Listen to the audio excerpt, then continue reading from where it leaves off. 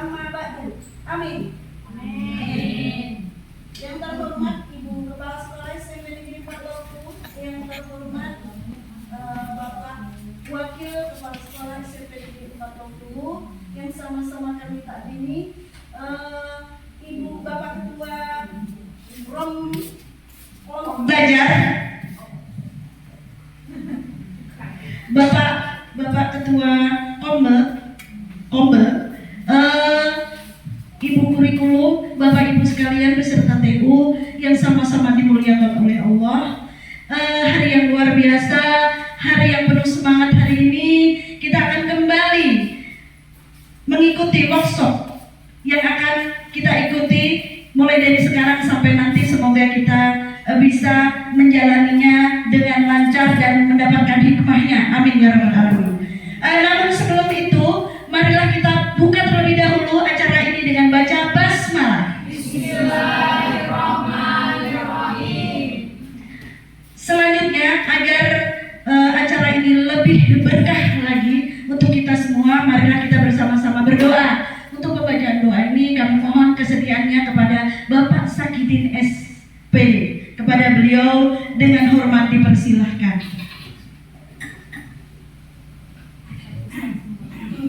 Bismillahirrahmanirrahim. Bapak Ibu, sebelum kita mulai workshop hari ini, mudah-mudahan apa yang akan kita lakukan ini mendapatkan ridha dari Allah Subhanahu wa taala dan apa yang diinginkan sesuai dengan apa yang kita lakukan. Bismillahirrahmanirrahim. Al-Fatihah.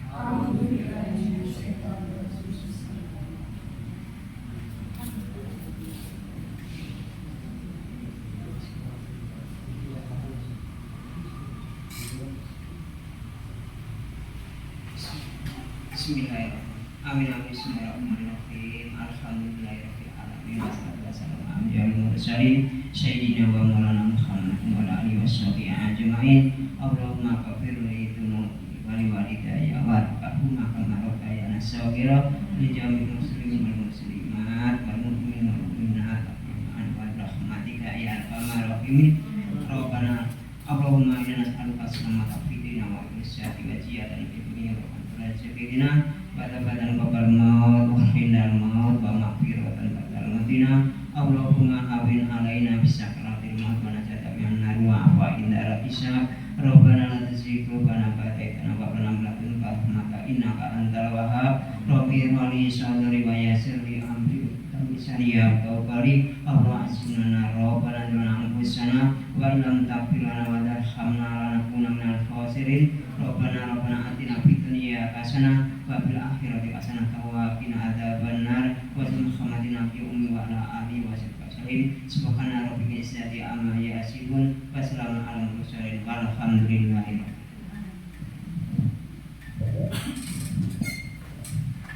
Terima kasih kami ucapkan kepada Bapak Sakidin yang telah bersedia untuk memimpin doa kita bersama. Semoga apa yang kita harapkan, apa yang kita cita-citakan akan terwujud. Amin ya rabbal alamin. Nah, selanjutnya kita akan dengarkan sepatah kata dari Ketua Komunitas Belajar, sepatah kata dari Bapak Haidin SPD. Sebelum itu tetapi kita akan terlebih dahulu menyanyikan lagu Indonesia Raya. Hadirin dimohon berdiri.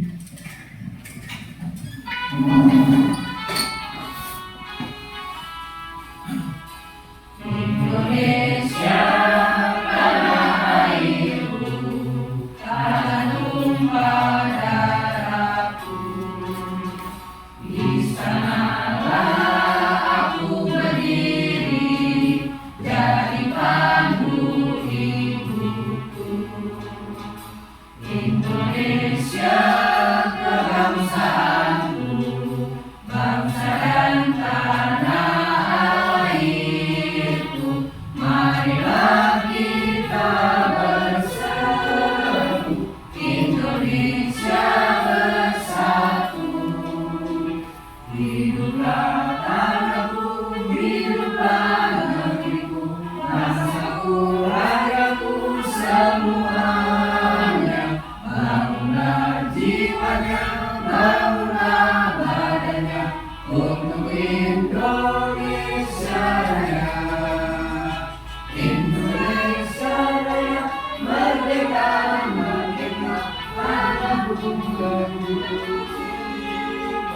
Indonesia Raya, merdeka, merdeka, hiduplah Indonesia Raya.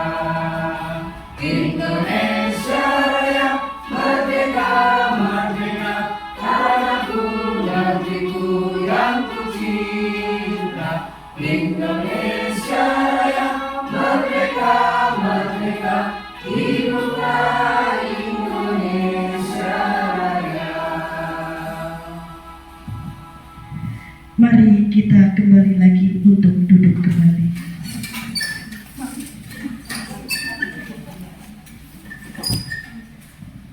Ya, selanjutnya Bapak Ibu sekalian, kita akan dengarkan sepatah kata dari Ketua Komunitas Belajar. Untuk itu kepada Bapak Hairin Estos, dengan segala hormat kami persilakan.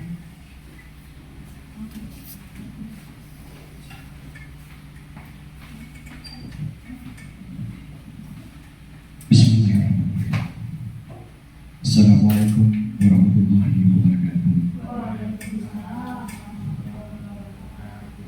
Yang kami hormati Ibu Kepala Sekolah, yang kami hormati Bapak Wakil Kepala Sekolah, moderator, juga narasumber yang hari ini disampaikan oleh Ibu Anita Sarimole, SPD, yang menyampaikan disiplin positif. Tentunya dengan belajar kita pasti akan bisa. Tentunya dengan kita berbagi, kita pasti akan dapat menuntaskan segala sesuatu yang menghalang kita sebagai seorang guru. Guru memang penuh tantangan, karena di era globalisasi sekarang ini, bahkan di era yang sangat sensitif terhadap jiwa-jiwa kritis. Sekarang ini kita guru sangat sempit geraknya. Ya, walaupun dukungan orang tua sangat kita harapkan, namun kelihatannya kena adanya undang-undang yang membatasi ruang lingkup kita. Salah satunya adalah misalnya Komisi Perlindungan Anak, HAM dan sebagainya. Zaman dahulu itu dari kurikulum yang lama itu GPP tahun 1994 dari PMP itu justru kita luas, bebas, bahkan anak-anak kita itu berkarya. Namun kita guru jangan kalah semangat, karena seorang pencetus, ya, seorang negarawan ataupun seorang pendidik, ya, seperti beliau Ki Hajar Dewantara, ya, beliau adalah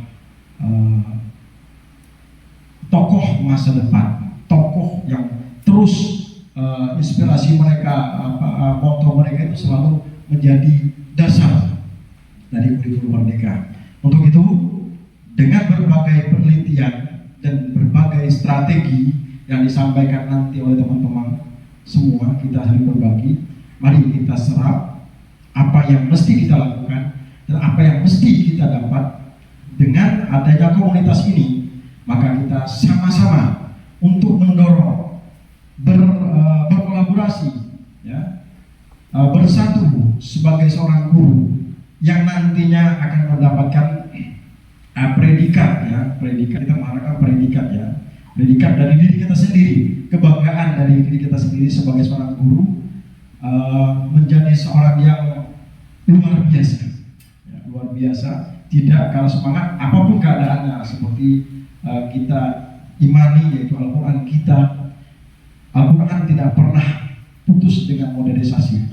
Nah, seperti itu ada tertuang di dalam diri kita, maka itu statement yang luar biasa. Jadi kita ada dasar untuk menghadapi apapun itu, tanpa kita harus terbawa dengan suasana.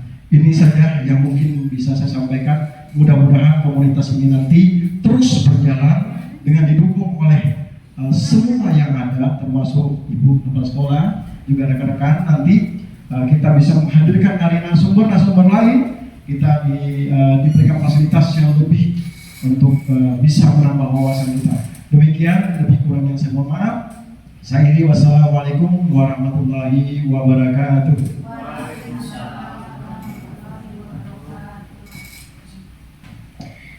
Terima kasih kami sampaikan kepada Bapak Ketua Rombel Komunitas Belajar, Kombel ya, Komunitas Belajar. Harapan beliau tadi ya, keinginan beliau di tengah tantangan kita sebagai seorang pendidik, sebagai seorang guru, di tengah kekritisan siswa-siswa kita, di tengah generasi-generasi yang katanya milenial, generasi Z dan bahkan sekarang generasi Alpha, kita harus bisa ya mampu mengimbangi semuanya dengan terus belajar, karena sejatinya kita belajar itu seumur hidup di dalam Al-Quran.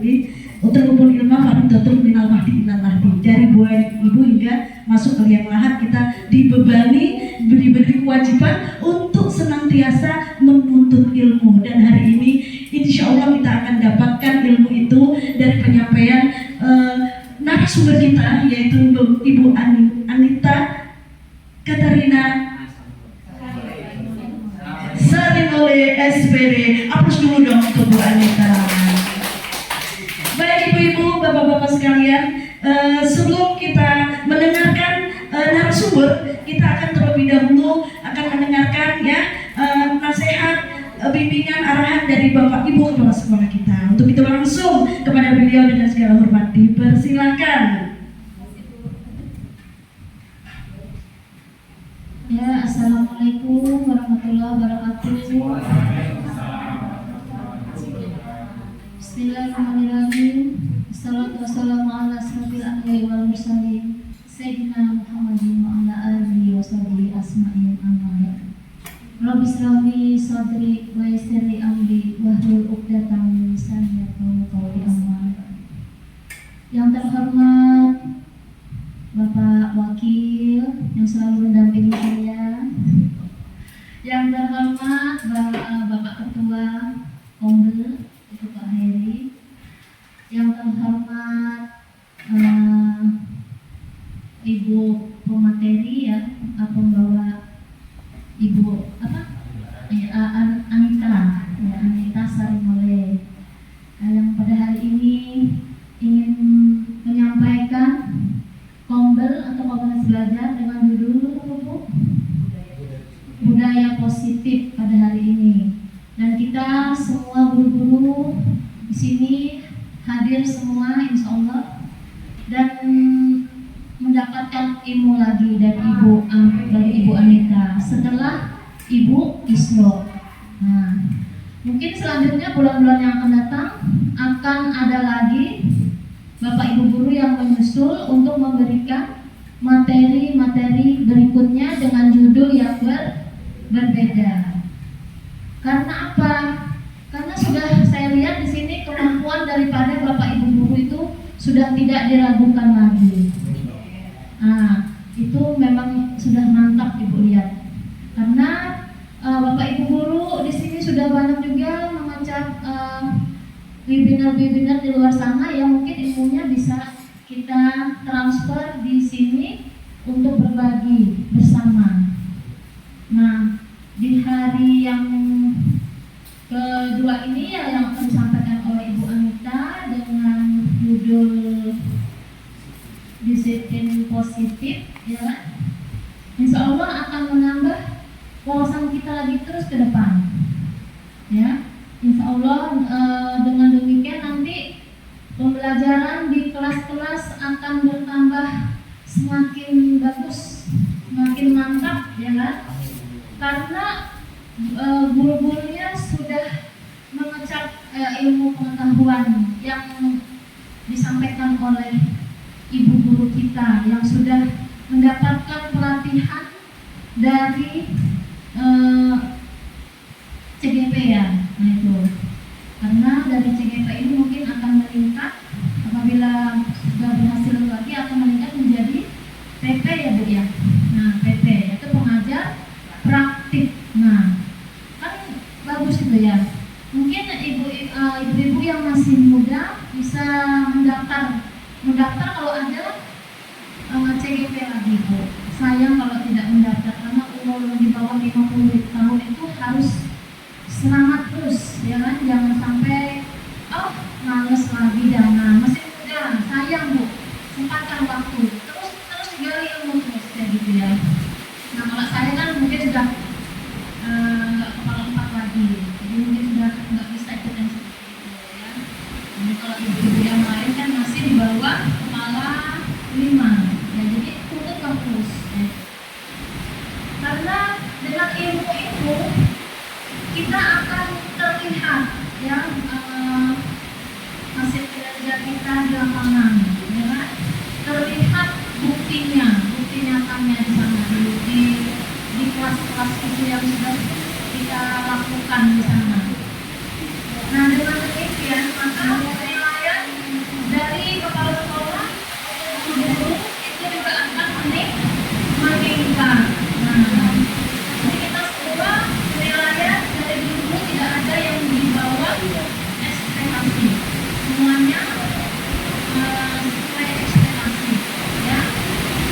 Kecuali mungkin di situ apabila kita lihat ada guru yang lebih berprestasi, mungkin itu akan dikeluarkan juga dari ekspektasinya itu ya. Kita nggak mau guru-guru itu di bawah ekspektasi, tidak, itu nggak mau.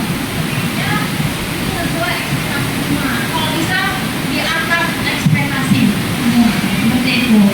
Jadi kegiatan-kegiatan yang sudah dilaksanakan oleh pemerintah untuk kita harus melaksanakannya dengan baik ya. Karena hujan mungkin ini sampai dulu ya Bu ya. Ibu akhiri saja. Wabillahi taufiq wal hidayah. Wassalamualaikum warahmatullahi wabarakatuh.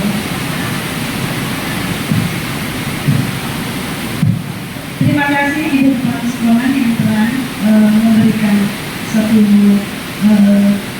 bimbingan arahan, dan Bapak Ibu sekalian, hadirin beliau lagi-lagi ya, semoga dengan adanya ini sangat memberikan budaya positif nantinya buat kita semua ya, menyamakan dengan mereka apa yang mereka peroleh, kemudian ditularkan buat kita, dan akhirnya kita pun akan terlepaskan dari yang selama ini dengan hubungan yang bertahan sebagai seorang guru yang lama menjadi guru-guru milenial yang baru sesuai ilmu-ilmu informasi yang telah Ibu Anita peroleh selama ini. Amin ya rabbal alamin. Untuk ibu mohon ini Bapak Ibu sekalian, kita akan ikuti dengan baik insya Allah ya penyampaian yang akan disampaikan oleh Bu Anita dalam workshop kali ini, yaitu budaya positif ya. Semoga kita bisa mengikutinya dengan baik. Untuk itu langsung kita berikan aplaus dulu untuk Bu Anita. Pada beliau dengan segala hormat dipersilakan.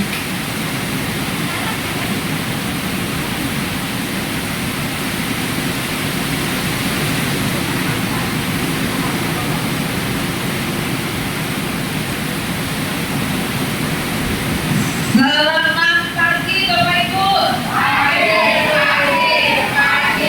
SMP 4 Sila Berbudaya. Terima kasih untuk semangatnya. Ya, saya akan menyampaikan diseminasi budaya positif. Tadi Pak Sakiman ada menanyakan diseminasi itu apa Pak ya? Diseminasi itu artinya penyebar luasan ide, penyebaran informasi yang sudah kami dapat dari pendidikan guru penggerak sebagai calon guru penggerak angkatan 10 Balai Negara. Ya baik teman-teman, kita akan masuk ke kesepakatan belajar atau keyakinan kelas. Di sini saya sudah menambahkan ada 2 poin, yaitu berpartisipasi aktif dan fokus pada kegiatan. Apalagi kira-kira yang bisa ditambahkan?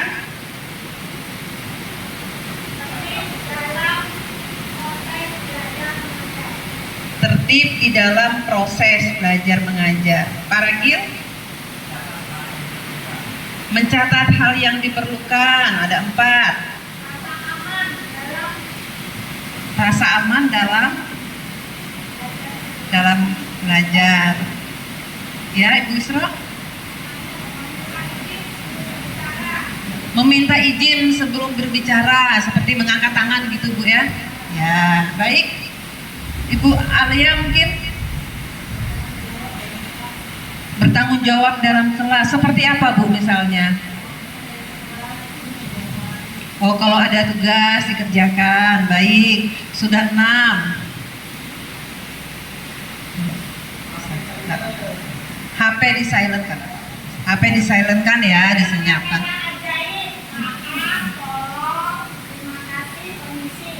Menggunakan 4 kata ajaib. Maaf, tolong, terima kasih, permisi. Ya, baik, sudah 7 saya hitung. Ada lagi yang mau menambahkan? Ya. Apa Bu? Tepat waktu dalam mengerjakan tugas. Baik. Mau ditambahkan lagi Bapak Ibu atau sudah cukup? Cukup ya. Ya. Jadi itu adalah kesepakatan kelas kita atau keyakinan kelas kita. Nah, ini ada puisi dari tokoh Indonesia yaitu Bung Karno, Aku Melihat Indonesia. Saya mohon kesediaan Pak Ragil untuk membacakannya. Silakan tepuk tangan Pak Ragil.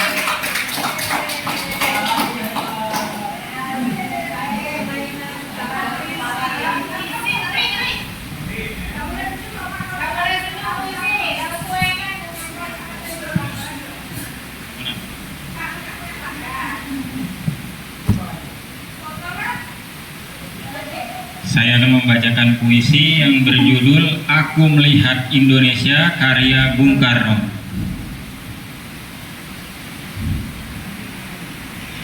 Jikalau aku berdiri di pantai ngeliat, aku mendengar lautan Hindia bergelora. Membanting di pantai ngeliat itu, aku mendengar lagu Sajak Indonesia.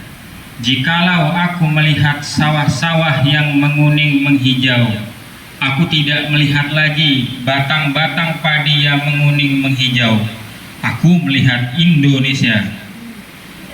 Jikalau aku mendengarkan burung perkutut menyanyi di pohon ditiup angin yang sepoi-sepoi, bukan lagi aku mendengarkan burung perkutut, aku mendengarkan Indonesia. Jikalau aku menghirup udara ini, aku tidak lagi menghirup udara, aku menghirup Indonesia. Jikalau aku melihat wajah anak-anak di desa-desa dengan mata yang bersinar-sinar, Pak Merdeka, Pak Merdeka, Pak Merdeka, aku bukan lagi melihat mata manusia, aku melihat Indonesia. Terima kasih.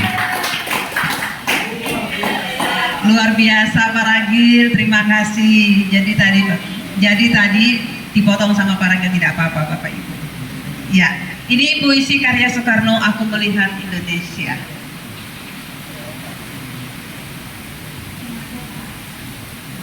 Ya, pertanyaan pemantik dari saya Bapak Ibu, apa yang Bapak Ibu ketahui tentang budaya positif? Boleh pengertiannya, boleh contohnya, tidak apa-apa. Mengantri, contohnya Ibu ya, mengantri, jadi tidak rebutan ya. Siapa lagi yang memberikan pendapat? Atau apa itu budaya positif? Budaya manusia yang mempunyai budi pekerti dan perasaan. Manusia yang mempunyai pekerti dan perasaan. Baik. Gotong royong contohnya ya, budaya positif. Ada lagi Bapak Ibu? Ya. Pengertiannya secara umum seperti ini.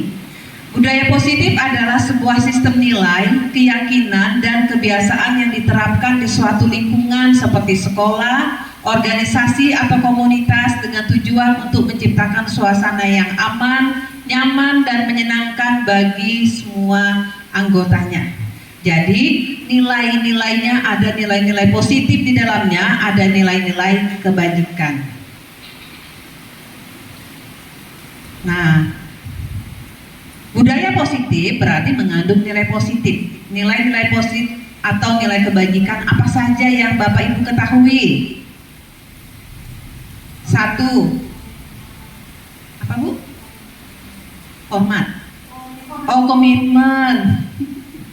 Komitmen, ya.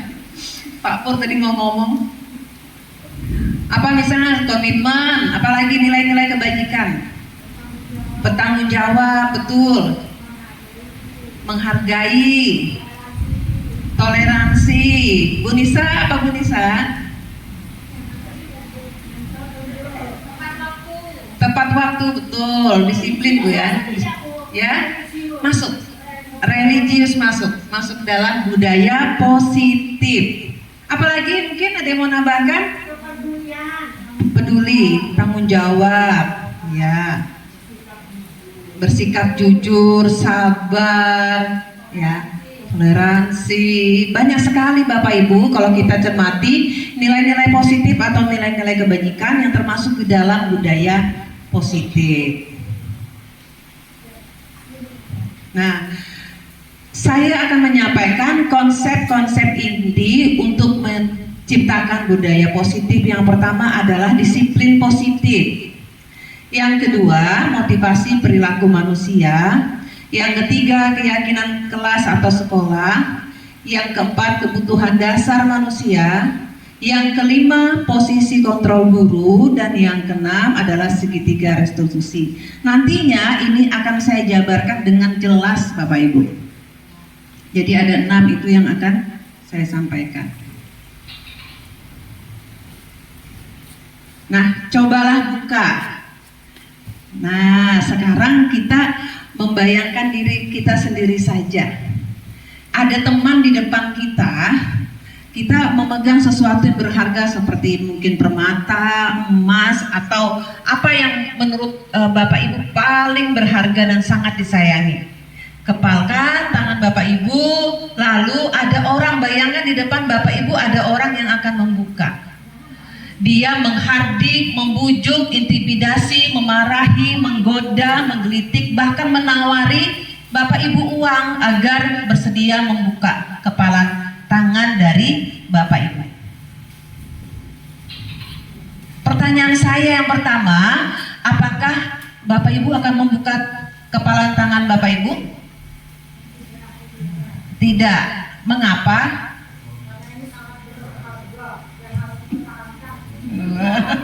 Mantap.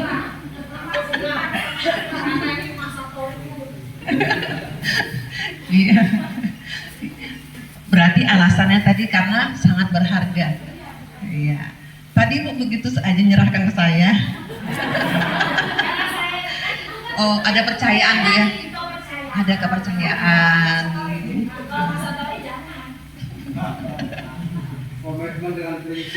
Komitmen dengan prinsip, betul Bapak. Apakah Anda menutup kepalan tangan Anda? Tadi sudah sama sebenarnya dengan yang satu ya. Komitmen dengan prinsip itu sesuatu yang berharga. Dalam kegiatan ini sesungguhnya siapa yang memegang kendali atau kontrol untuk membuka atau menutup kepalan tangan? Diri sendiri. Mengapa? Karena yakin Pak ya? Apa Pak? Yakin dengan kemampuan sendiri bahwa kita yang mampu Pak ya? Iya, bagus sekali Pak. Yang lain? Idem Bu ya?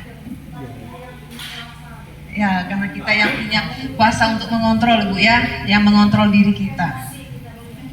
Iya, kita yang punya kuasa atas diri kita sendiri, bukan orang lain. Nah, ini adalah Dr. William Glasser yang mengemukakan teori kontrol. Ya, ini diingat-ingat Bapak Ibu namanya. Nanti ada ice breaking saya.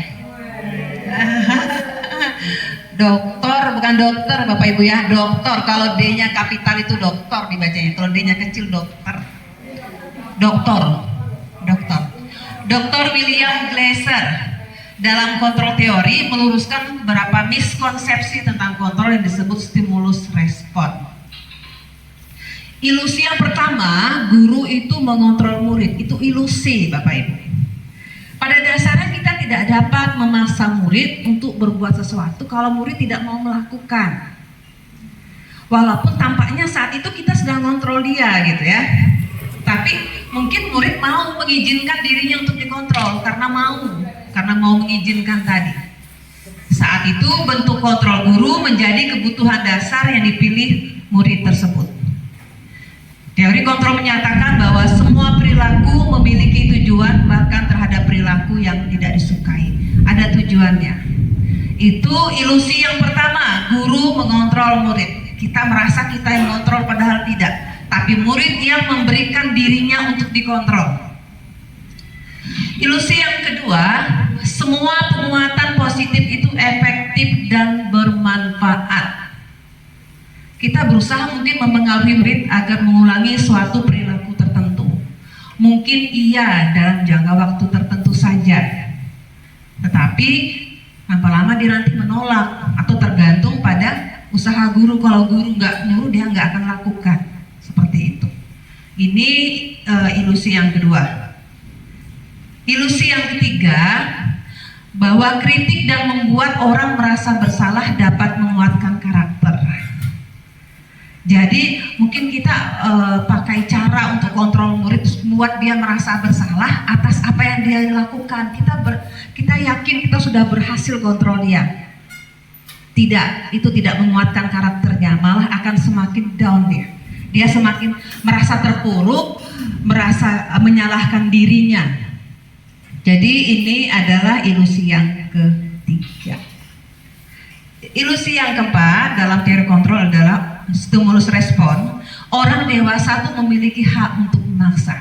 Jadi banyak orang dewasa percaya bahwa mereka tuh punya tanggung jawab untuk membuat murid melakukan hal-hal tertentu.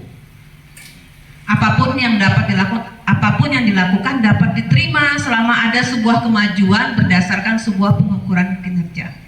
Jadi mungkin kita sebagai orang dewasa sadar bahwa perilaku memaksa itu tidak akan efektif untuk jangka waktu panjang. Kalau jangka waktu yang pendek iya, tetapi kalau panjang, kalau kita paksa terus, lama-lama murid akan memusuhi kita.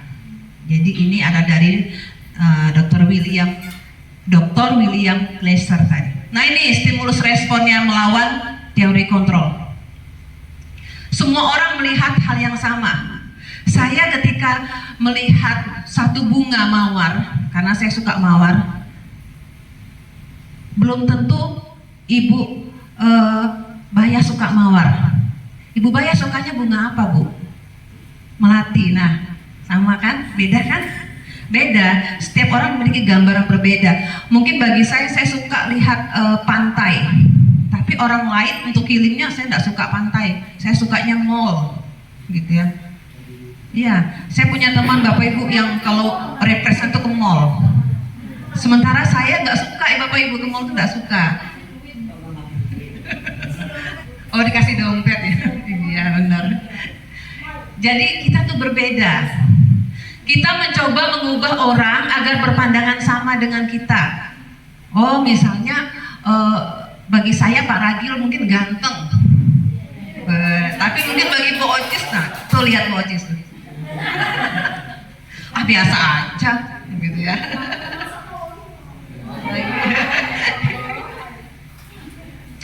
Jadi untuk teori kontrol kita berusaha memahami pandangan orang lain. Jadi kita tidak harus sama pandangan kita. Perilaku buruk dilihat sebagai suatu kesalahan. Semua perilaku memiliki tujuan, baik yang buruk maupun yang baik tadi. Stimulus respon, saya bisa mengontrol orang lain, tapi kita sebenarnya tidak bisa dalam teori kontrol. Stimulus respon pemaksaan ada pada saat bujukan gagal. Kita bujuk-bujuk, gagal udah paksa aja, yang penting jalan gitu. Tetapi kolaborasi dan konsensus menciptakan pilihan baru. Konsensus itu apa Bapak Ibu? Ada yang paham makna kata konsensus? Adalah kesepakatan, betul, kesepakatan ya. Model berpikir menang atau kalah kalau stimulus respon. Kalau teori kontrol menang. Nah di dalam budaya kita Bapak Ibu, makna kata disiplin itu menjadi suatu yang dilakukan untuk mendapatkan patuh. Cenderung kata disiplin dengan ketidaknyamanan. Tapi Ki Hajar Dewantara menyatakan bahwa untuk mencapai kemerdekaan dalam konteks pendidikan saat ini, untuk menciptakan murid yang merdeka, syaratnya harus ada disiplin yang kuat, yaitu disiplin diri, ada motivasi internal. Jadi bukan karena paksaan orang lain, tapi dari dalam dirinya sendiri.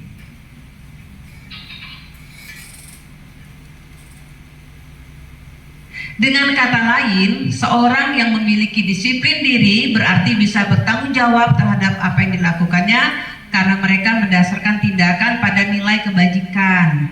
Tujuannya menanamkan motivasi Bapak Ibu untuk murid kita menjadi orang yang mereka inginkan dan menghargai diri sendiri dengan nilai yang mereka percaya. Kalau dia punya motivasi intrinsik dari dalam dirinya, dia tidak akan terpengaruh pada adanya hukuman atau hadiah. Semua nilai-nilai kebajikan tadi di disiplin positif itu mengarah kepada, nah ini disiplin positif mengarah pada nilai kebajikan ada pada profil pelajar Pancasila. Coba siapa yang bisa hafal profil pelajar Pancasila tadi? Ya, Ibu Acis. 1.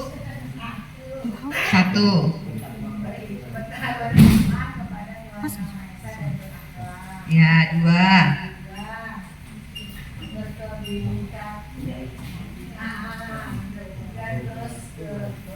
Ya, 3. Pendidikan global.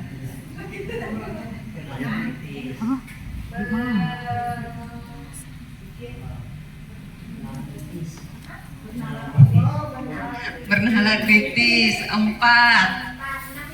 Iya, 6. Gotong royong betul. 5. 6. Kreatif benar. Nanti di akhir ada hadiah yang saya beri Bu ya. Ya baik, sekarang kita masuk pada motivasi perilaku manusia. Ah, ini gak jalan. Ini yang membuat teori ini. Namanya Diana Gosen. Dihafali ya Bapak Ibu namanya. Diana Gosen. Ya. Gosen. Motivasi perilaku manusia yang pertama adalah untuk menghindari ketidaknyamanan atau hukuman. Kira-kira Bapak Ibu anak-anak kita kalau kita kasih PR dan dia segera menyelesaikan, apakah ada masuk motivasi ini untuk menghindari hukuman dari kita? Bisa jadi benar. Atau upacara bendera nih, dipanggil-panggil baru cepat-cepat susun. Apakah masuk ini menghindari hukuman? Masuk. Rajin bawa perlengkapan nih, topi, dasi, masuk ini? Masuk, bisa jadi ini ya, bisa jadi ya. Yang kedua, mendapatkan imbalan atau penghargaan dari orang lain. Nah, ini juga bisa. Oh, berusaha nih, misalnya orang tuanya bilang kalau kamu dapat ranking 1, nanti ibu kasih hadiah, bapak kasih hadiah, belikan apa yang kamu mau. Wah, pasti anak semangat. Ini motivasi perilaku contohnya. Yang ketiga adalah untuk menjadi orang yang mereka inginkan dan menghargai diri sendiri dengan nilai-nilai yang mereka percaya. Jadi mereka ingin, saya bisa, walaupun saya tanpa dikasih imbalan, saya tanpa dikasih penghargaan, tidak bukan karena ketidaknyamanan atau hukuman, tapi memang ada kesadaran. Pernahkah Bapak Ibu menemui siswa yang ini, yang ketiga? Ya, saya pernah di kelas Ibu Isro ada, Bu Otis ada, Ibu Pipah ada. Memang dia berusaha untuk menghargai dirinya, bukan karena ini. Ya, dia selalu mau maju. Kalau ada tugasnya, saya Bu, saya. Nah, itu ini. Bukan karena supaya dapat nilai tinggi, tapi dia merasa dia mampu. Seperti itu, Pak. Iya, baik. Nah, ini ada 3, hukuman, konsekuensi, dan restitusi. Kata lain dari konsekuensi adalah sanksi. Ya. Nah, itu ya. Identitas gagal itu hukuman. Kalau identitas sukses, disiplin, konsekuensi, dan restitusi. Sesuatu yang menyakitkan harus terjadi. Sesuatu harus terjadi, pilihan. Nah, ini beda Bapak Ibu. Tidak nyaman untuk murid anak jangka panjang, jangka pendek, menguatkan. Kalau ini sama-sama tidak nyaman, di sini menguatkan. Korban dalam tanda petik ini mendapat keadilan. Korban bisa diabaikan, korban mendapatkan ganti. Murid anak akan tersakiti, murid anak dibuat tidak nyaman, murid anak mendapatkan hukuman. Kadang-kadang Bapak Ibu ketika kita membentak siswa kita, mungkin karena kita jengkel nggak kasih tahu, pas pulang-pulang motor kita dicoret-coret, ya, iya, di apa Bu? Diikat. Oh gitu. Nah, iya benar. Nah itu perlu ditanyakan itu Bu ya, kenapa seperti itu? Iya. Ya. Nah jadi kalau yang hukuman peraturannya adalah kamu harus, kalau konsekuensi ini ketika murid melakukan kesalahan kita tanya apa peraturannya, mampukah kamu melakukannya? Terima kasih. Apa yang kamu yakini, apa yang bisa kamu lakukan untuk memperbaiki masalah ini? Kalau di hukuman murid anak membenci peraturan, tidak suka kalau ada peraturan. Semakin ada peraturan semakin dilanggar. Ini kejadian nyata Bapak Ibu. Dulu saya membuat kesepakatan kelas 9 Busro, tapi saya buat sendiri di kelas 9 dulu. Semakin tahu mereka malah semakin dilanggar gitu. Kayaknya menguji kesabaran saya gitu. Iya. Iya, betul, peraturan ada untuk dilanggar. Benar, malah saya buat sendiri, baru saya minta ketua kelasnya tanda tangan. Setuju enggak? Setuju, tapi dengan wajah yang setuju begitu ya. Ternyata ya mereka tidak suka peraturan saya. Iya benar. Pasti ada yang melanggar Bu ya. Iya. Kalau di konsekuensi, murid anak menghormati peraturan karena mereka tahu nanti akan dapat sanksi. Kalau restitusi, murid anak menghormati dirinya dan orang lain bukan karena konsekuensi, bukan karena hukuman, tapi ada kesadaran dari dalam dirinya. Iya. Nah ini saya pilih poin-poin penting saja Bapak Ibu. Kalau di hukuman, murid anak belajar menyembunyikan kesalahan. Dia tahu dia salah tapi dia nuduh temannya. Atau dia nggak ngerjakan PR, cuma dia bilang, Bu, bukunya ketinggalan. Dia sembunyikan kesalahannya. Iya. Ya. Nah tahu Bu, tercampur kayaknya Bu. Saya cari-cari sudah saya masukkan dalam tas kok nggak ada ya. Di buku satunya Bu. Iya benar itu. Sering saya mendapat itu. Kalau yang konsekuensi, dia tahu dia salah, dia bersedia untuk dihukum. Kalau ini dia belajar memecahkan masalah, ketinggalan dia akan mungkin catat di kertas lain dan akan berusaha mengerjakan. Ini yang restitusi. Yang ini, hukuman dibuat oleh guru, netral dibuat oleh guru dan murid atau anak, dibuat oleh murid atau anak yang direstitusi. Ya begitu Bapak Ibu.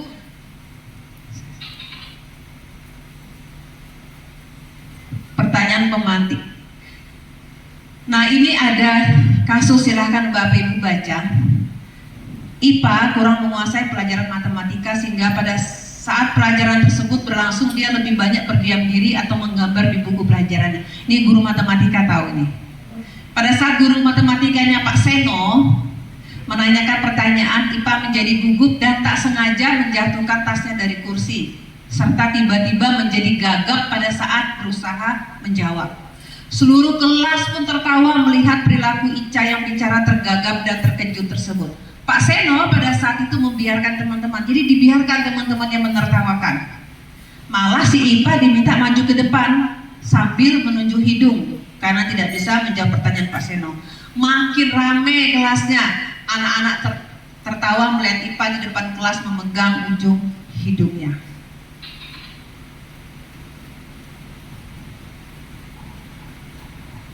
Ini saya mau tanya Pak Ragil nih, guru matematika. Oh nanti Ibu bisa nanti.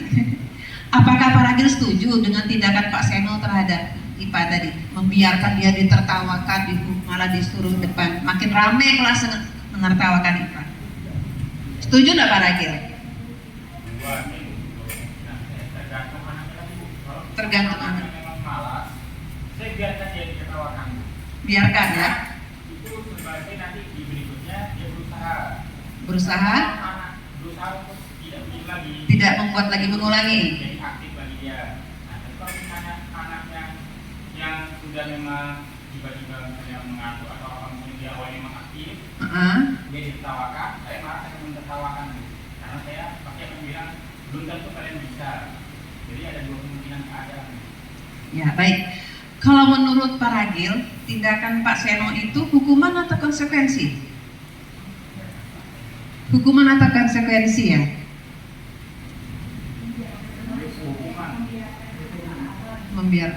Hukuman ya? Hukuman ya. Itu termasuk hukuman Bapak Ibu ya. Kecuali sudah ada perjanjian di antara Paragil dan siswa kalau titik ini mengerjakannya tambah gitu ya. Ya. Baik. Nah, apa sih hukuman? Dari tadi kita bicara hukuman, sanksi, restitusi, oke.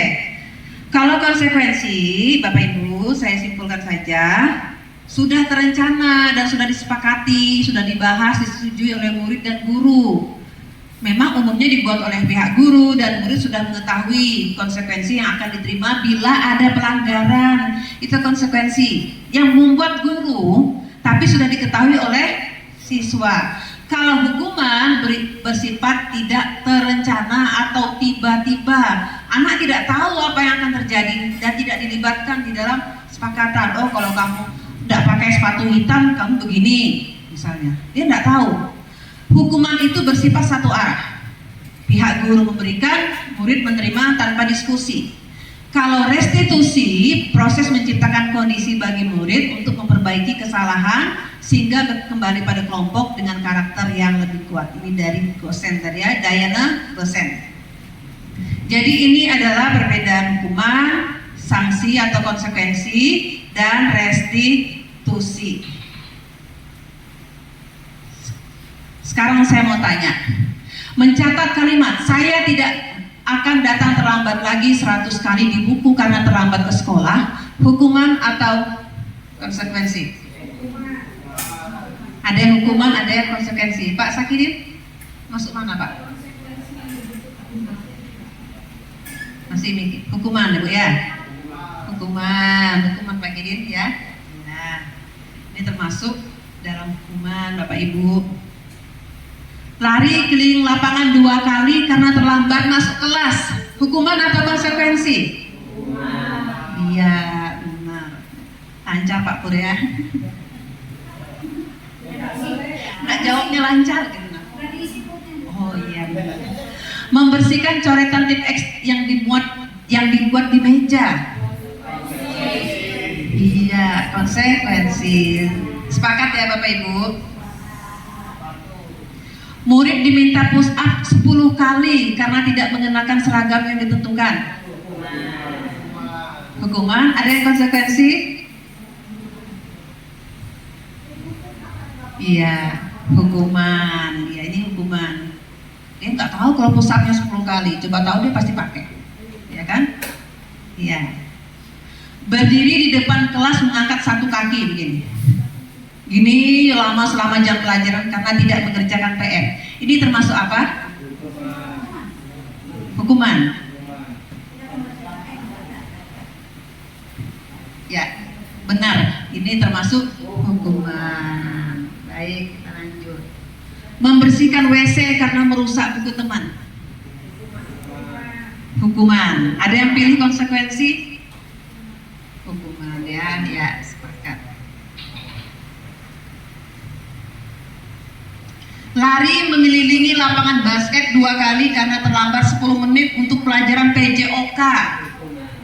Hukuman atau konsekuensi?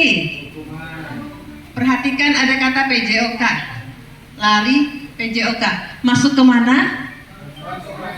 Konsekuensi, sanksinya sesuai pelajarannya dan disuruh lari. Kalau terlambat tapi disuruh nyapu, bersihkan WC, nggak sesuai, itu beda. Baik. Kehilangan 10 menit jam istirahat untuk mengerjakan tugas karena datang terlambat dan tertinggal pelajaran. Konsekuensi. Setuju ya Bapak Ibu? Membersihkan tumpahan air di meja tulis karena tersenggol pada saat belajar. Ya, konsekuensi. Wah, sudah pinter ya. Pinter ya Mama. Oh, satu lagi, membersihkan taman karena tidak ikut kegiatan ekstrakurikuler. Iya benar Pak Ibu. Dihukum oleh penghargaan. Nah itu orangnya. Namanya siapa Bapak Ibu? Alpikon ya.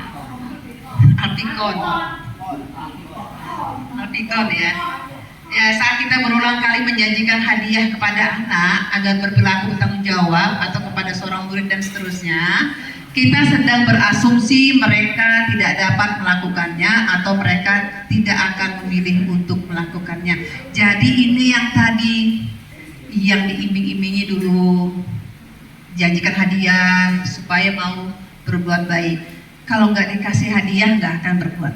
Ya seperti itu ya Bapak Ibu. Ini teori ini dikemukakan oleh Alpikon, dihukum oleh penghargaan.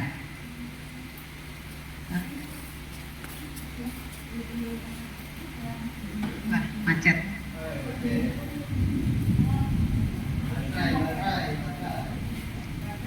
Oh, dalam tas.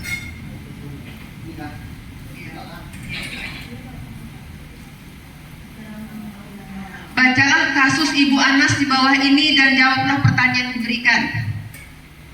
Nah, saya simpulkan saja, Ibu Anas guru kelas 2 SD dapat masalah. Muridnya itu tidak tertib kalau antri di depan pintu, berebutan masuk ke dalam kelas setelah jam istirahat selesai. Ini sangat mengganggu proses pembelajaran di mana kelas tidak dapat mulai tepat waktu karena Ibu Anasnya sibuk menenangkan murid-muridnya untuk waktu yang cukup lama. Akhirnya Ibu Anas berpikir cepat dan mengandalkan stiker bintang. Setiap murid-muridnya akan masuk kelas usai jam istirahat, Bu Anas akan mengiming-imingi murid-muridnya dengan stiker bintang.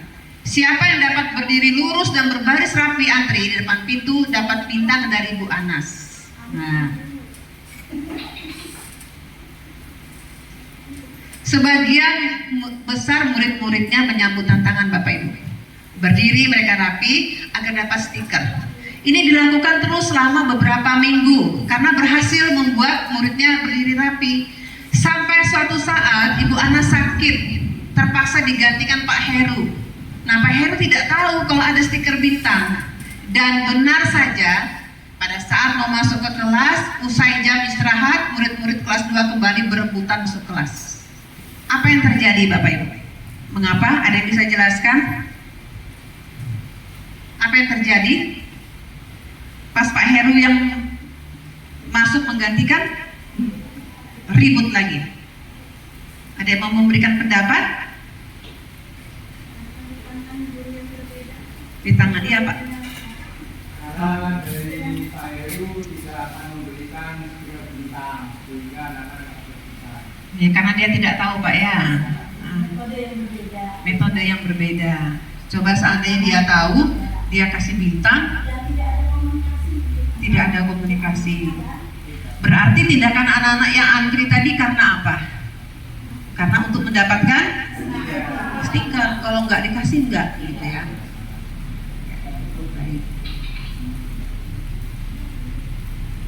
Nih, Bapak Ibu, dihukum oleh penghargaan itu punya pengaruh jangka pendek, jangka panjang, dan tidak efektif. Karena anak-anak akan tergantung, kalau nggak dikasih nggak melakukan. Merusak hubungan nih bagaimana Bapak Ibu? Misalnya sama-sama 2 kelompok dalam kelas bagus, kita cuma kasih satunya iri, akhirnya ribut. Padahal saya loh Bu, saya kan tadi juga bagus Bu, kenapa Ibu kasih yang itu aja? Ya, saya duluan loh Bu jawabnya, kok Ibu tunjuk yang itu? Akhirnya mereka musuhan. Mengurangi ketepatan, ya. Jadi dia tidak kalau nggak dikasih dia santai-santai aja. Tapi kalau anak yang memang pada dasarnya dari dalam dirinya dia mau melakukan, dia akan menepati tepat, menurunkan kualitas, mematikan kreativitas. Kalau tidak diiming-imingi oleh penghargaan rewards, nggak mau nggak mau bergerak. Penghargaan itu menghukum. Bayangkan Bapak Ibu, peringkatnya cuma 1 sampai 3. Hadiah kita yang kita punya cuma 1. Kira-kira yang nomor 2 gimana? Kok saya nggak dapat? Kok nilai saya juga bagus? Nah, saya juga juara kok nggak dapat. Ya, itu sebenarnya menghukum Bapak Ibu. Dan penghargaan itu harusnya dari dalam diri intrinsik. Nah ini oleh siapa tadi namanya? Albi. Jangan diteruskan. Nggak enak. Ya.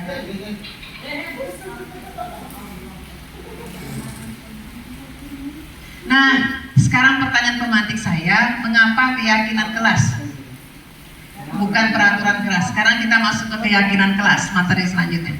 Kok bukan peraturan, kenapa?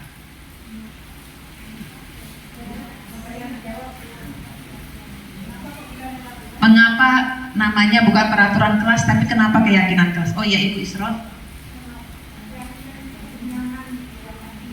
Keyakinan itu lebih nyaman, lebih luas, lebih luas. Pak Put? Oh, lebih luas ya, aman dan luas, nyaman, luas. Ya, kalau Pak Put? Peraturan dibuat di awal. Kalau keyakinan kelas?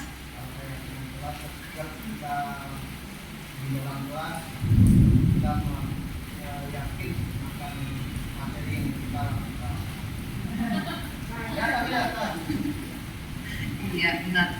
Ya, jadi keyakinan kelas lebih tepatnya ya. Iya, benar, ada kerjasama. Kita ice breaking dulu ya. Tapi duduk aja Bapak Ibu. Ini tangannya bergerak. Kita ikuti musik ini. Ikuti gerakannya itu ya. Nanti pakai musik sebentar.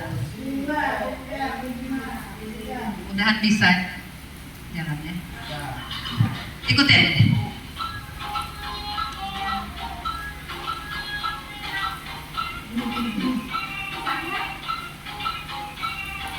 Nah, ulang lagi. Oh, udah terasa. Ya.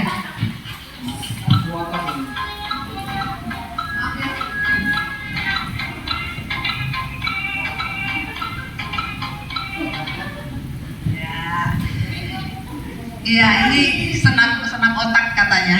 Seperti ini. 2 kepal 5 kepal 1 2 5 5 mengikuti musik. Ini nggak tahu nggak nyambung. Sebentar aja sedikitnya, nanti yang nama-nama tokoh belakangan.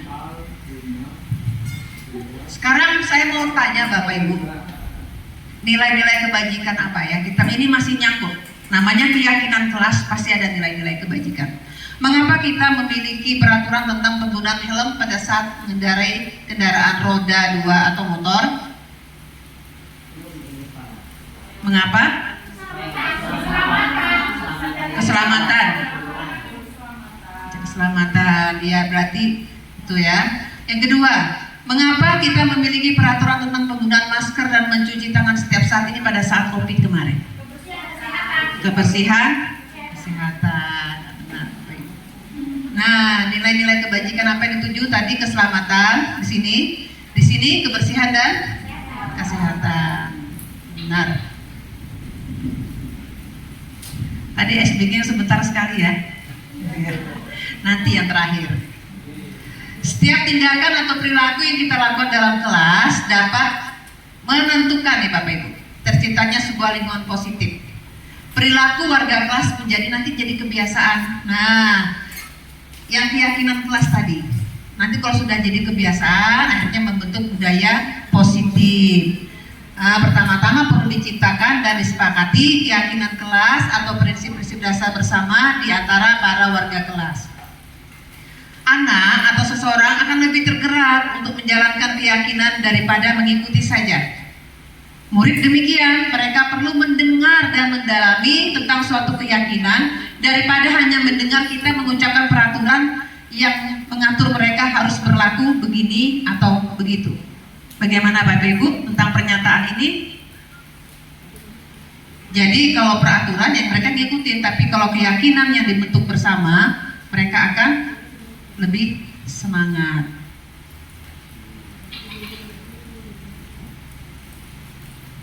Nah, ini caranya pembentukan keyakinan kelas. Pertama, dia abstrak.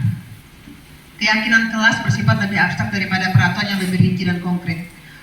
Seperti yang disampaikan sebelumnya, mungkin jangan terlalu banyak lah. Ya, bersifat umum saja, dimana tapi nanti dalam pelaksanaan kita memberitahukan kepada siswa atau karena mereka yang membentuk sendiri, mereka pasti tahu.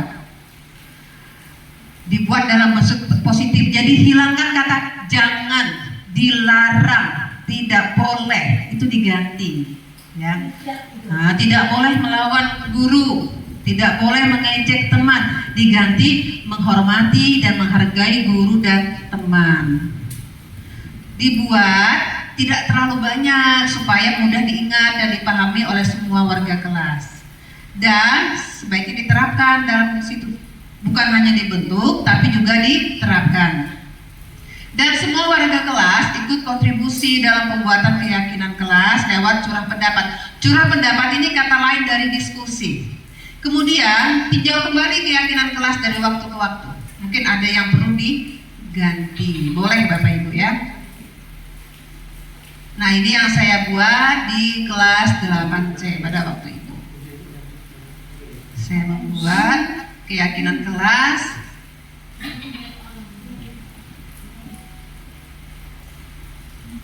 Mereka mendengarkan, baru saya menuliskan. Setelah itu hasilnya ada di situ. Nah, 5 yang kami dapati: hadir ke sekolah tepat waktu, menghormati guru dan teman, mendengarkan guru yang sedang menjelaskan. Ini nomor 3 ini si Dapa sama Putra nih yang usul ini. Menjaga kebersihan dan ketertiban, ini yang cewek-cewek. Bersikap sopan santun kepada guru dan teman. Nah, ini semuanya keyakinan kelas yang sudah dibuat di tempat saya. Nah, saya harap nanti Bapak Ibu juga bisa melaksanakan itu. Sekarang kita masuk ke 5 posisi kontrol. Dr. William Glasser, ada 5 posisi kontrol Bapak Ibu yang diterapkan seorang guru, orang tua ataupun atasan dalam melakukan kontrol. Ada penghukum, pembuat rasa bersalah, teman, pemantau, dan manajer. Nah, ini gambarnya. Ini penghukum, tangannya menunjuk. Pembuat orang merasa bersalah, tunduk siswanya. Jadi teman, pemantau, dan ini manajer. Nanti kita akan lebih jelas melihat lagi pada tayangan ya. Nah, saya akan setelkan ini. Di sini harus ditekan di sini.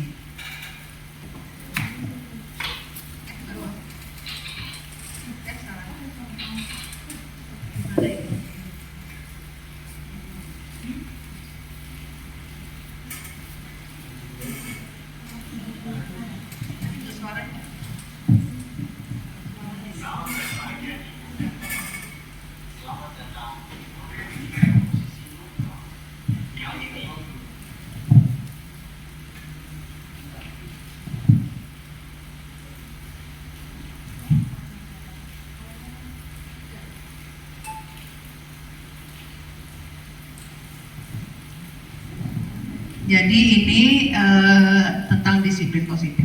Oke.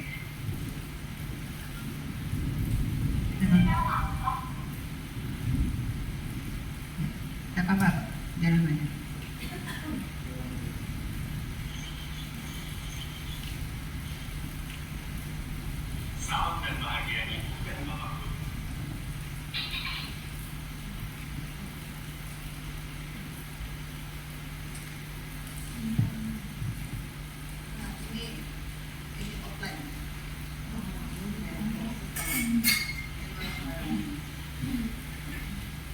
Ya, enggak apa-apa.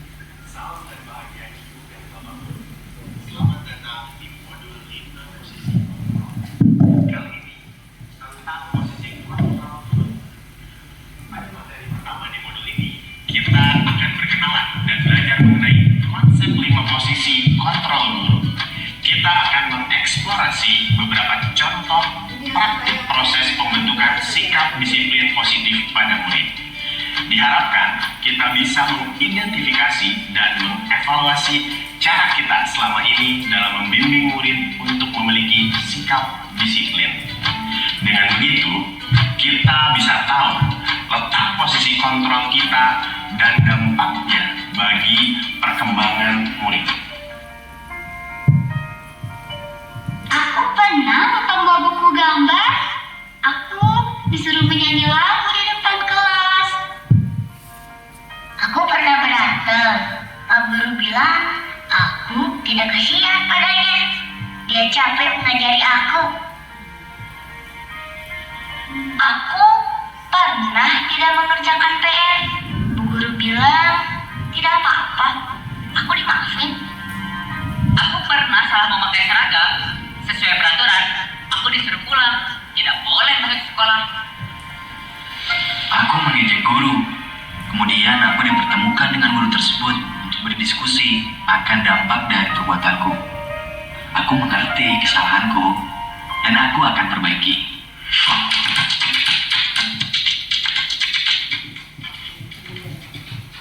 Ya, Bapak Ibu, tadi ada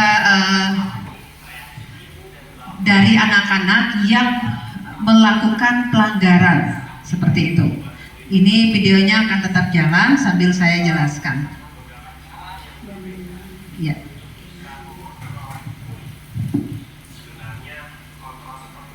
Nah, bisa kita lihat kontrol seperti apa yang bisa kita terapkan dalam kelas.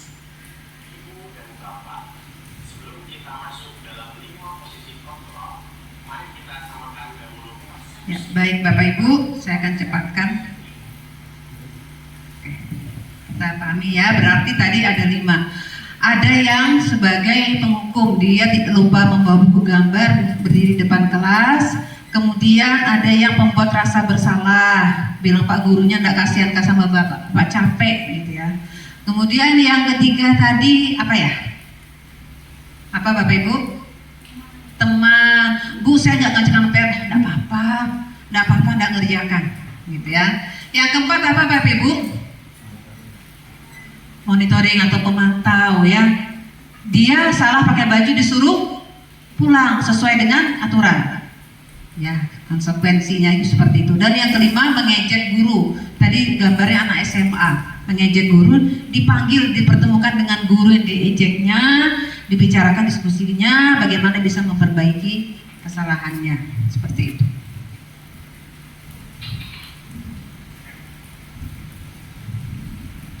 Penghukum, seorang penghukum bisa menggunakan hukuman fisik maupun verbal. Verbal itu Bapak Ibu, omongan ya. Orang yang menjalankan posisi penghukum senantiasa mengatakan bahwa sekolah perlu sistem atau alat yang dapat menekan murid-murid lebih dalam lagi. Contohnya, patuhi aturan saya atau awas. Ya. Kamu selalu saja salah.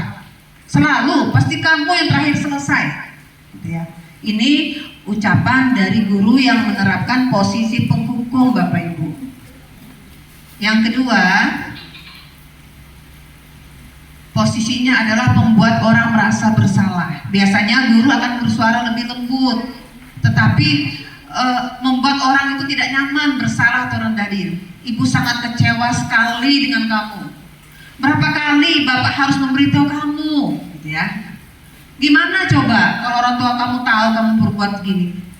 Pernah nggak Bapak Ibu di posisi ini? Saya pernah beberapa kali. Kamu nggak kasihan kah sama ibu? Bukan hanya kamu loh, ibu ngurusi banyak nah dalam kelas. Coba mengerti sama ibu, gitu ya. Nah seperti itu. Nah posisi ini murid akan memiliki penilaian guru tentang dirinya. Dia merasa tidak berharga, mengecewakan orang disayanginya. Ya baik. Berikutnya teman. Ayo bantulah demi Bapak ya. Jadi kita suruh anak-anak bantu kita. Ayo, ingat tidak bantuan Bapak selama ini? Kamu ingat enggak? Kalau kamu kan ibu kan sering bantu kamu. Iya. Ya sudah, kali enggak apa-apa, nanti Bu bereskan. Bu, saya tadi enggak apa-apa, aman aja, aman. Nanti Bu bereskan ya. Ini posisi teman. Pernah enggak Bapak Ibu jadi posisi teman? Sering, saya sering Pak Ibu. Bu, wanita saya lupa. Ya sudah aman sudah aman.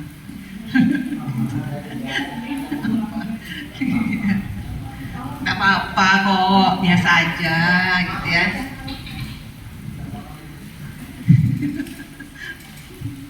Posisi monitor atau pemantau, mengawasi. Kita mengawasi, kita bertanggung jawab atas perilaku orang kita awasi.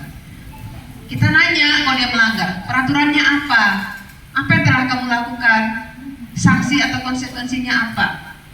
Gitu ya. Posisi ini akan menggunakan stiker, slip catatan, daftar cek.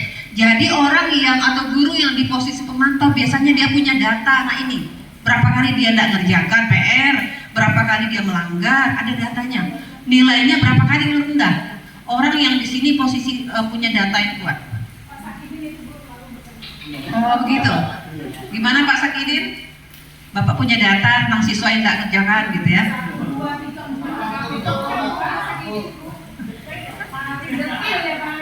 Oh gitu ya, iya. Iya benar. Iya.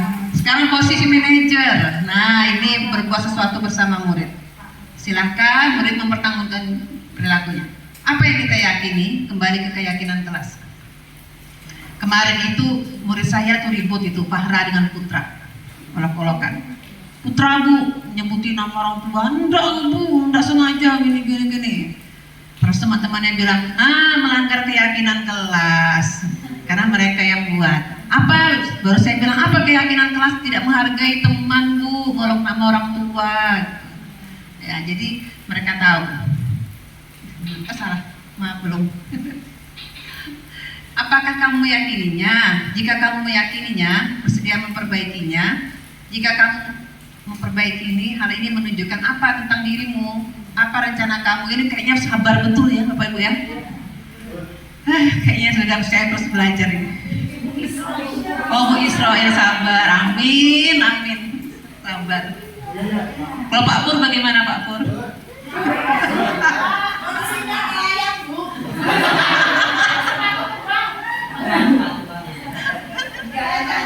Tapi kalau Pak Sakini sabar Pak Sakinin ya.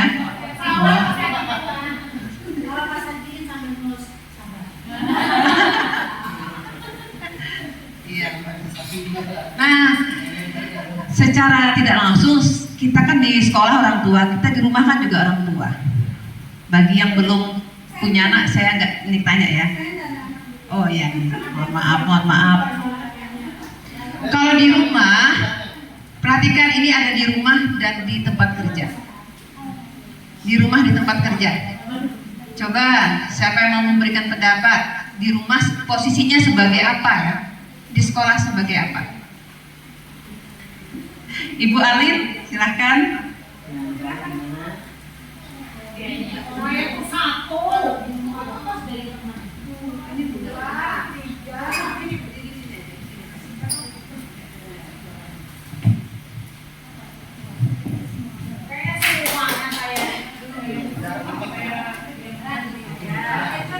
Kalau saya pribadi kayaknya kalau di rumah itu Bu sebagai teman buat anak. Kalau di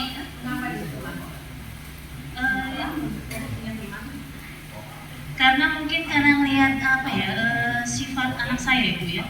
Karena anak saya ini tidak bisa dibilang kalau misalnya dia melakukan kesalahan dibilang langsung jangan, tidak bisa. Jadi kita harus pakai cara tersendiri untuk menunjukkan kata jangan, atau mungkin dialihkan perhatiannya gitu. Dia nurut, tapi kalau langsung dibilang jangan, dia marah. Seperti kemarin contohnya, karena saat telepon, saya nggak ngerti posisi dia dekat. Saya begini, maksud saya begini, mungkin kira perasaan saya jauh. Kenapa sih saya harus dipukul? Coba kalau ngomong aja, jangan pukul, aku nggak suka. Anak saya begitu. Anak saya begitu Bu. Di tempat kerja sebagai apa ya Bu ya? Kayaknya lebih ke ini juga ya, sering menjadi seorang teman juga kayaknya. Iya. Yang lain mungkin pemantau? Pemantau belum. Apalagi manajer itu. Ya. Baik. Kalian ya. Ada Bapak Ibu yang mau memberikan pendapat? Saya penasaran Pak Sakidin. Karena anaknya kan DAPA kan cuma satu. Karena Pak Sakidin pernah ngomong sama saya, itu DAPA gini Bu, nyanggap saya. Gimana Pak Sakidin? Ayo Pak, silakan Pak di sini Pak. Saya penasaran nih.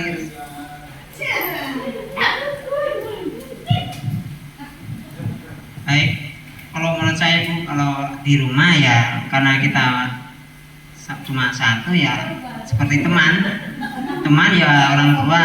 Jadi kita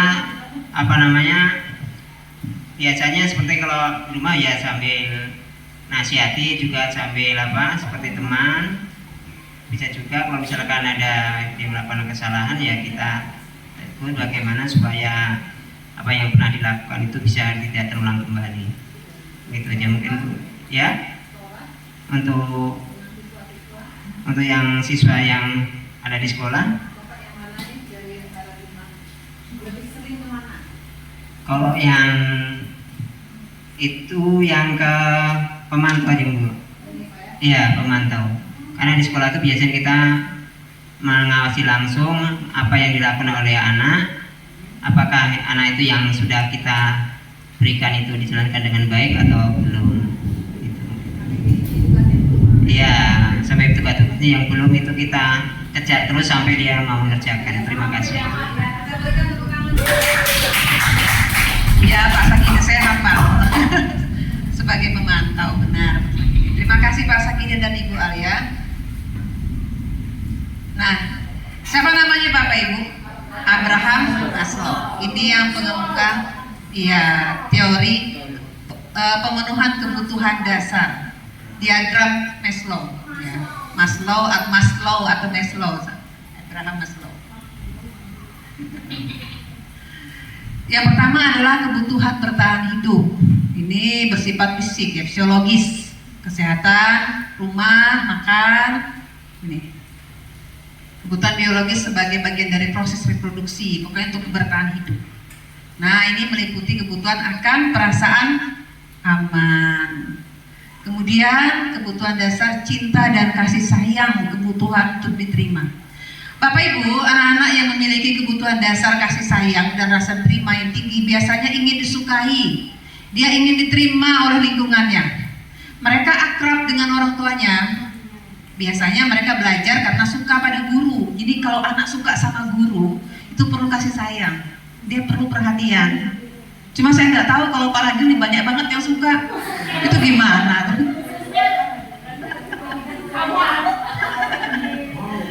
Bagi mereka, teman sebaya sangat penting bagi anak-anak yang kebutuhannya adalah untuk cinta dan kasih sayang. Mereka suka bekerja dalam kelompok. Jadi anak-anak yang kebutuhan dasarnya cinta dan kasih sayang, senang sama guru, mereka akrab dengan teman sebaya, suka bekerja dalam kelompok. Baru anak dengan kebutuhan pengakuan atas kemampuan. Ini penguasaannya tinggi. Mereka selalu ingin jadi pemimpin. Kalau jadi kegiatan maunya jadi ketua. Dia mau selalu tampil. Dalam diskusi saja maunya saya ketua kelompok. Ya. Mereka suka mengamati sebelum mencoba. Kecewa kalau salah. Padahal tulisannya bagus dalam bahasa Indonesia saja. Saya ada siswa yang bagus padahal. Tapi aduh Bu, saya ulang lagi, dirobek lagi. Padahal bagus. Dia mau sempurna gitu. Nih. Biasanya anak ini berpakaian rapi, sistematik, dan selalu ingin mencapai yang terbaik. Di kelas Bapak Ibu adakah anak yang seperti ini? Di kelas saya juga ada, tapi cengeng. Harus maunya dia, kalau enggak nangis. Bingung juga saya. Oh iya benar, harus ada itu bagus kalau pelajaran saya selalu. Benar. Kemudian kebutuhan akan kebebasan pilihan. Anak-anak kalau dengan kebutuhan kebebasan yang tinggi, mereka tuh perlu banyak gerak, suka mencoba-coba, tidak terpengaruh, senang mencoba hal baru dan menarik. Dia nggak cuma satu pilihannya, dia maunya semua dia coba. Ini dia mau bebas begitu, gitu. Dia mau bebas. Pernah saya tugas bikin, iya betul. Saya suruh cuma bikin puisi, tapi dia nggak ada puisi, ada gambar anime bawahnya. Kok Lin kok begini Lin? Iya bu, saya mau gambar begitu. Pokoknya maunya segitu, nggak bisa di ini. Gitu ya. Ya. Oh. Iya benar. Oh iya, ya saya ingat ya, nanti menggambar ya. Dia itu suka coba, dia pokoknya dia yang menentukan pilihan begitu, ya. Ya benar. Jadi ini adalah anak dengan kebutuhan akan pilihan. Iya. Jadi kebutuhan untuk merasa senang. Biasanya kalau anak yang begini, dia ingin menikmati apa yang dilakukan. Kalau hal yang disukai, mereka akan melakukan dengan konsentrasi tinggi. Suka permainan, suka bermain, suka koleksi barang, suka bergurau, suka melucu dalam kelas juga suka melucu, walaupun nggak lucu, gitu ya. Garing begitu. Iya, oh ya benar.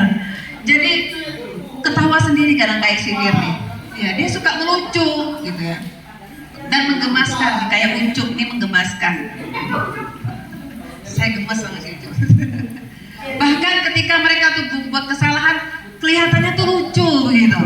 Ada begini Bapak Ibu, di kelas ada? Nah, di kelas saya kayaknya. Oh Jergi, iya Jergi juga ya. Dapat surat malah senang, gitu ya. Padahal itu tingkah lakunya buruk, tapi ya gitu. Nah ini Apan juga. Oh begitu ya. Jadi ini anak dengan pemenuhan kebutuhan dasar.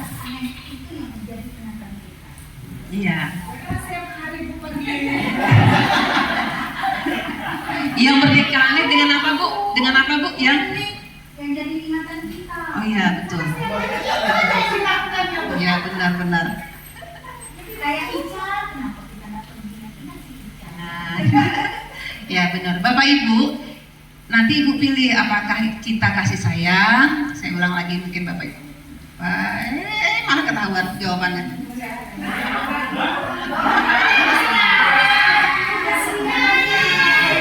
Belum.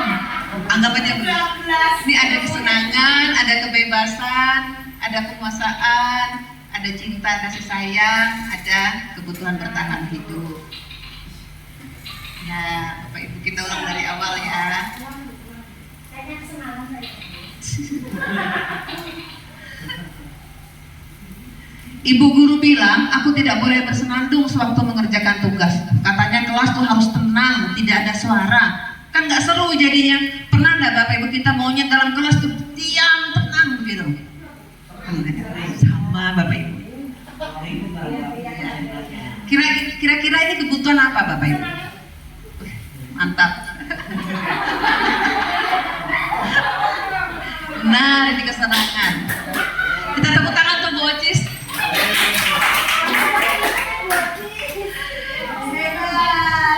Ibu guru tidak menyapaku hari ini, padahal aku pakai jepit rambut baru. Apa ya? Kira-kira masuk apa yo?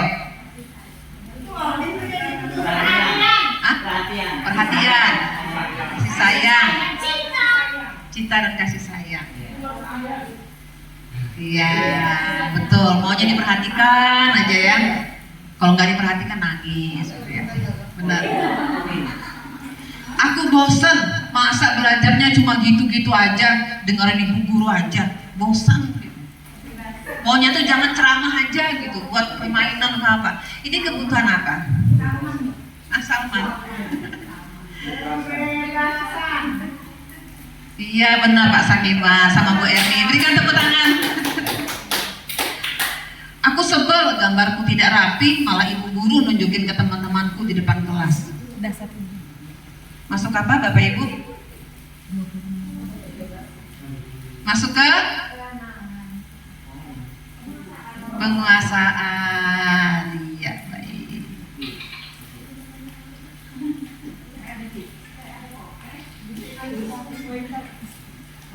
Ini suaranya. Nah, Bapak Ibu, ini ada lingkaran. Kalau diisi dalam ini, kira-kira apa? Ibu Nisa mungkin bisa? Silakan ke depan sini Ibu. Biar nggak ngantuk, silakan. Siapa orang-orang yang paling penting dalam hidupnya Ibu? Sini Bu, di depan.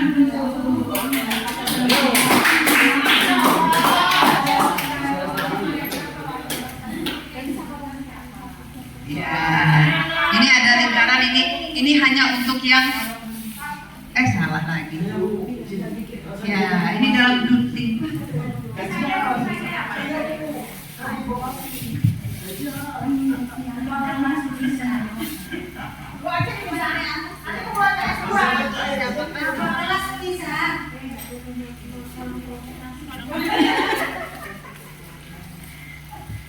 Siapakah orang yang paling penting dalam hidup Anda? Keluarga.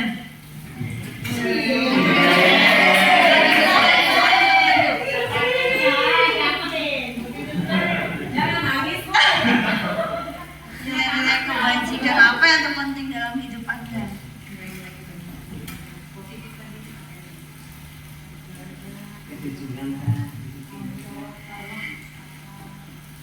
Anda sebagai ibu Tanggung jawab.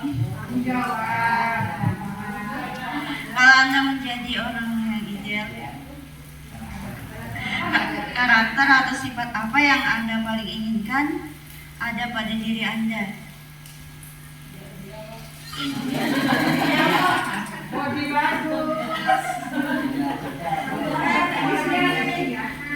Disiplin. Disiplin. Ya. Apa pencapaian Anda yang Anda sangat banggakan? Punya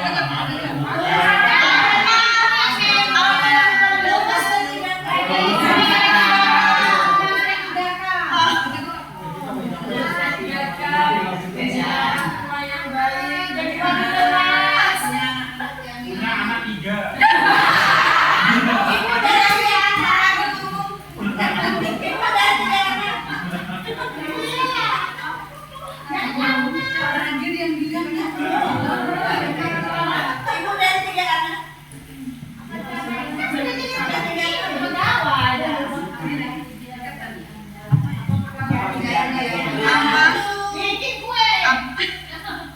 Apa pekerjaan ideal bagi Anda?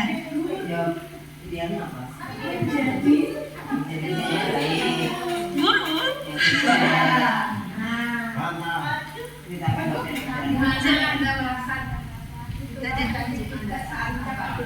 cerita tuh dari Madrasari. 20 tahun sari.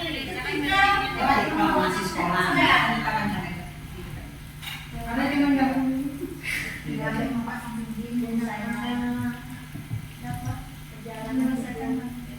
Sampai di kanan-kanan aja.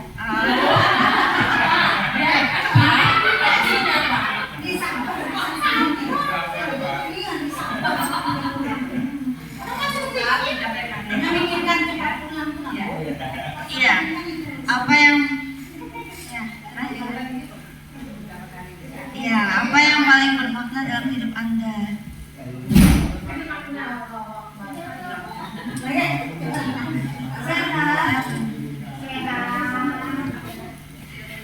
Bahagia, sangat sayang suami, anak.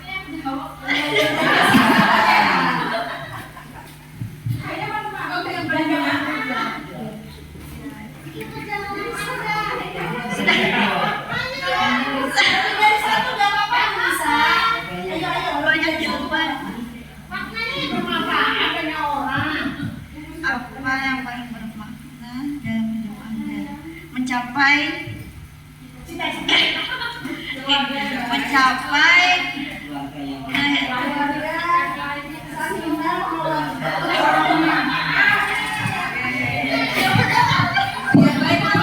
tangan untuk Ibu Lisa.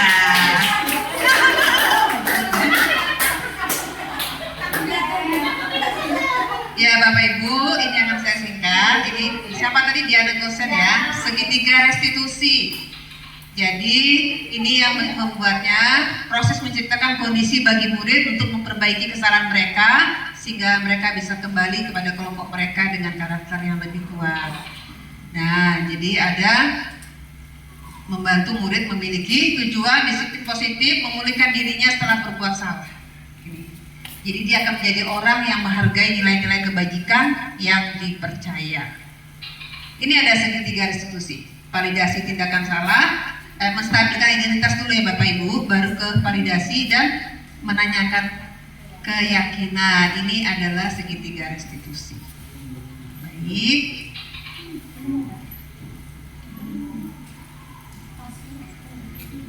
Nah ini tadi menstabilkan identitas dulu bahwa kita melakukan hal terbaik yang bisa kita lakukan.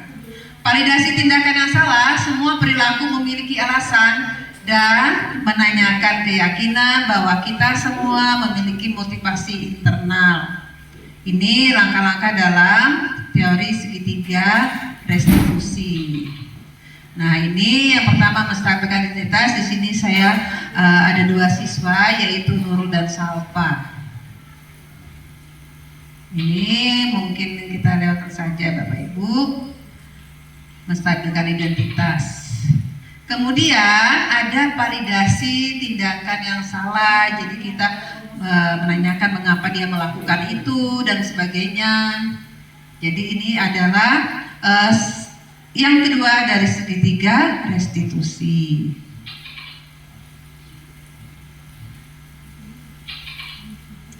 Kemudian adalah menanyakan keyakinan kelas maksudnya Bapak Ibu, nilai-nilai kebajikan apa yang sebelumnya telah diyakini tapi kemudian mereka melanggarnya dan itu ditanyakan kembali dan nanti mereka akan menyadari oh iya saya melanggar ini, saya melanggar ini.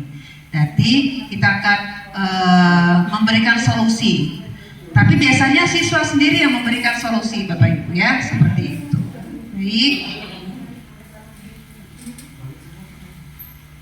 Nah, kita sebentar dengarkan menanyakan keyakinan. Yang terakhir ini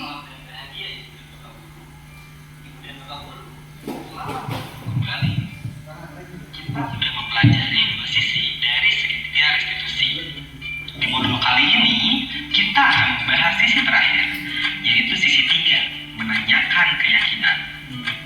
Dengan mempelajari ketiga sisi segitiga restitusi, mudah-mudahan kita dapat menerapkan restitusi demi mencapai disiplin positif dan menciptakan suasana belajar yang nyaman bagi murid kita. Ya Bapak Ibu, jadi nah ini apa yang telah saya tanyakan kepada siswa, kami sudah membuat keyakinan, lalu ketika mereka melanggar, saya kemudian melakukan restitusi dan akhirnya saya meminta pendapat mereka.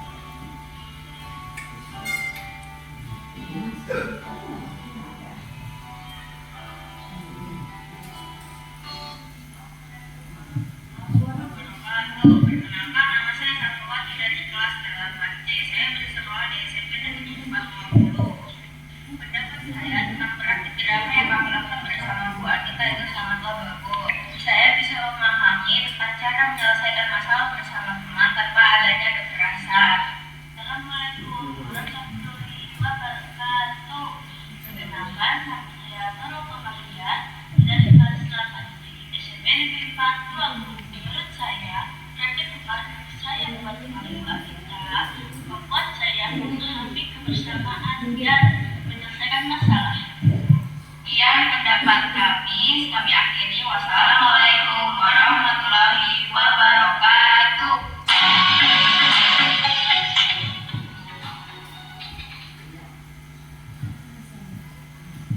Kita diskusi sebentar saja Bapak Ibu. Apakah hukuman dapat mendisiplinkan siswa? Tidak ya. Apakah memberikan hadiah meningkatkan prestasi siswa? Mungkin iya, mungkin bisa dalam jangka pendek. Tapi jangka panjang siswa akan malas, tergantung. Apakah guru harus mampu memberikan solusi? Tidak harus. tapi menuntun, membimbing ya siswa untuk menelusuri. Benar. Apakah guru bisa menjadi teman bagi siswa? Bisa ya. Tapi kita tetap di posisi manajer. Kita explaining dulu. Nah ini. Nanti saya ingat ya tadi Bu Ocis ya yang pertama tadi. Ini siapa namanya?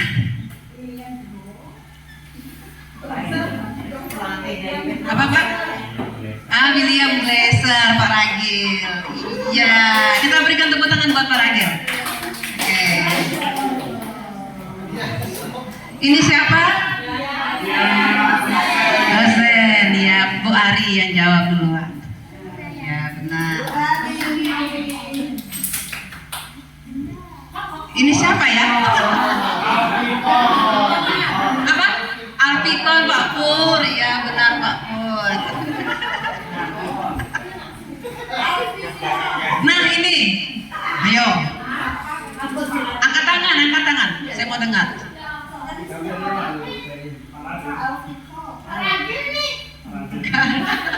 Hidungnya gede Bu. Siapa? Abraham apa? Nah betul, Bu Erni yang keluar, Abraham Maslow. Iya, berikan tepuk tangan untuk Bu Erni, Pak Ragil, Pak Pur, sama siapa satu tadi? Oh Bu Ari, ya.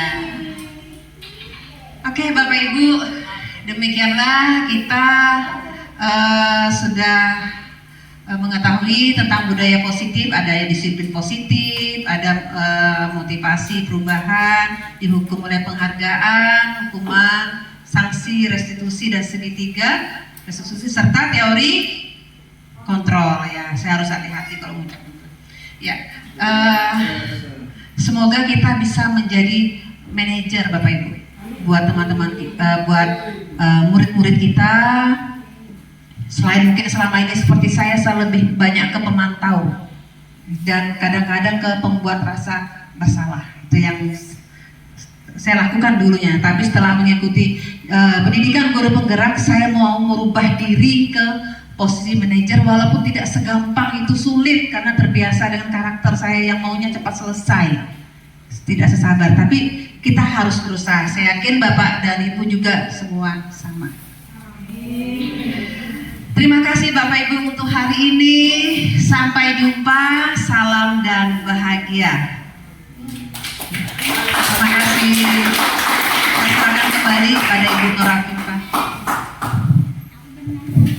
Iya, terima kasih kepada Bu Anita. Aplaus sekali lagi dong untuk Bu Anita. Iya Bapak Ibu sekalian, kita sudah banyak sekali mendapatkan sesuatu ya yang selama ini kita tidak dapatkan ya. Dan hari ini kita sama-sama belajar, sama-sama tahu, dapat informasi semuanya semoga memberikan kesegaran yang luar biasa, memberikan semangat yang luar biasa, pengetahuan yang luar biasa untuk melanjutkan, meneruskan tugas-tugas kita sebagai seorang guru ya di SMP Negeri 4 Logulu ini, untuk membesarkan nama SMP Negeri 4 Logulu ini, untuk mengibarkan nama SMP Negeri 4 Logulu ini. Ibu, Bapak, kita ini hakikatnya ya dalam waktu ke waktu kita wajib ya, sekali lagi kita wajib menuntut ilmu dan kita wajib hijrah gitu kan. Makna hijrah itu apa sih? Kita pergi dari kejulumutan, apa sih juluman? Kegelapan yang selama ini kita tidak tahu, tidak mengerti, tidak paham. Nah hari ini kita seolah-olah itu dunia itu jadi terang benderang, mendapatkan sesuatu yang menjadikan bekal untuk kita semua untuk hijrah dari juluman ke nur, penuh cahaya, bukan nur afifah ya, tapi nur di sini adalah terang benderang ilmu ya, petunjuk, sehingga menyempurnakan tugas-tugas kita selama ini yang harus selayaknya kita lakukan dan laksanakan. Amin ya robbal alamin.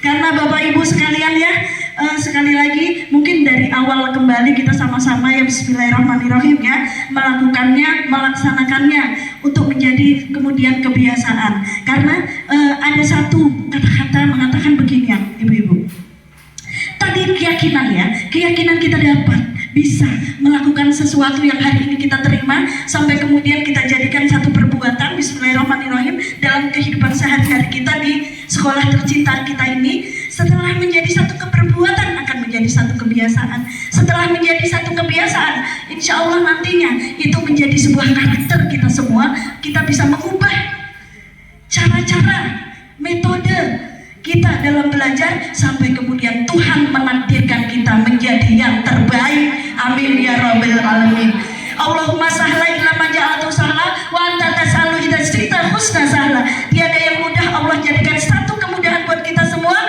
Bahkan tidak ada yang sulit, tidak ada yang susah. Kalau Allah menghendakinya, kita akan mencapai satu kemudahan. Akhirnya Allahumma yassir wa la tu'assir, permudah ya Allah harapan kami, janganlah Engkau persulit. Billahi taufiq